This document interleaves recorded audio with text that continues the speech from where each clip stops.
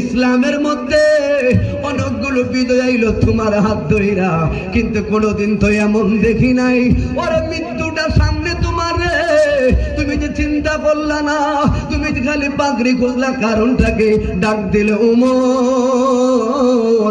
ওমর রে তরবারে কিন্তু উঠছে মুসলমানের বিরুদ্ধে, নবীর প্রেমে পয়রা হইয়া গেলাম মুসলমান রে। যেই দিন নবীর দরবারে আইলাম ইসলামের জন্য, ডাক দিলাম দিনের নবী গো, এই তরবারি অসংখ্য সাহাবীদেরকে মারছে গো, দোয়া করবেন গো দিনের নবী। আবার এই তরবারি দিয়া জানো আমি কোরআনের পক্ষে কাজ করতে পারি, আপনার নবীর পক্ষে কাজ করতে পারি। আমার নবী ওই সময় চুল মুবারক আশ্রাইল, চুল মুবারক পড়লো, খালেদ বেলওয়ালের হাতে লইল। আমার নবী কয় পাগলা যেটা হাতে লইছ এটাই জল তোমার জন্য তাবার, যত্নে রাইখো, যত্নে রাইখো।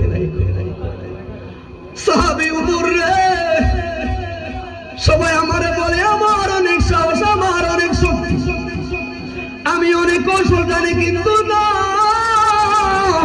আল্লাহর কসম আমার কোনো পাওয়ার নাই রে, আমার কোনো শক্তি নাই রে। আমি নূরুন আলা নূর নবী, ওই চুল মুবারক আমার পাগড়ির মধ্যে বাঁধা রাখলাম, কসম রে নূর নবীজি চুল মুবারক আমার পাগড়ির মধ্যে থাকলে কোন বেঈমান আর বিশাল বাহিনী হোক রে আমি খালেদ রে কিছু করতে পারবো না রে। প্রমাণ হইলে জঙ্গে মাউতায়, কথা বলে ঠিক না ঠিক?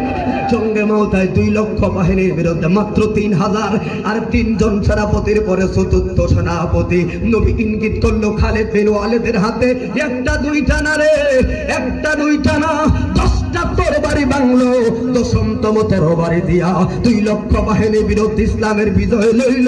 গায়ের শক্তি কয় না রে না, আমার কাছে নূরুন নবীর একখানা চুল মুবারক ছিল, ওই চুল মুবারক পাগড়িতে রাখলে কোন বেঈমানরা হারাইতে পারে না রে, কথা বলে ঠিক না রে? আর জগতের মানুষ রে একখানা চুল মুবারক জায়গা যদি খালেদ সাইফুল বিন সুইফুল্লাহ হয়ে যায়, আর যিনি হলেন মাতৃক দিয়া ওলাদে রাসূল, বাবার দিক দিয়া ওলাদে রাসূল, কথা বলে ঠিক না রে? বাদশা তিনি আব্দুল কাদের জিলানী, কথা বলে ঠিক না ঠিক? ওলি কুলের বাচ্চা কত দিক দিয়ে, কারণ সাহাবীরা সাহাবীদের মাকামে, ওলি আল্লাহরা ওলি আল্লাহর মাকামে, শুধু বোঝানোর